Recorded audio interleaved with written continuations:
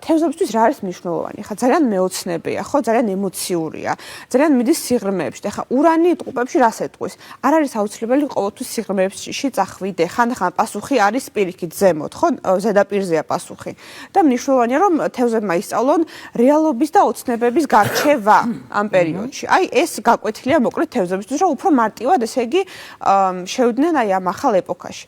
შემდგომში მორიელი. მორიელებს აი რას ეტყვის ახლა ურანი ტყუპებში, რომ რა უნდა დააბალანსოთ. პირველ რიგში ძალიან უყვართ სტაბილურობა სხვადასხვა მორიელებს, არიან მესაკუთრეები, არ უყვართ არაპროგნოზირებადი ცვლილებები და სწორედ აი მაგის მიღება მოუწევთ ახლა ამ პერიოდში და ცოტათი კონტროლის, აი მუხრუჭის გაშვება, მოკლედ. ძალიან უყვართ თავისი ცხოვრების გაკონტროლება და აი ყველანაირი სიტუაციების და ახლა უნდა ისწავლონ, რომ აი ყველაფერს ვერ გავაკონტროლებთ, რაღაცები უნდა მივანდოთ ზეცას, ხო?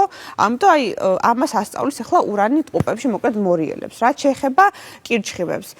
კირჩხიბები არიან ძალიან ინტუიციურები, ძალიან მეოჯახეები, ძალიან მგრძნობიარეები და ამ პერიოდში მნიშვნელოვანია რომ ისწავლონ, რომ აი ყველაფერი არ წყინდეთ, გულთან ახლოს არ მიიტანონ, აი ხანდახან უფრო მეტად ლოგიკას დაუჯერონ და არა გულს. აი ამას თუ გააკეთებენ, უფრო მარტივად გაივლიან მოკლედ აი ამ ტრანზიტს და რაღაც ახალი შანსები მოუვათ ცხოვრებაში.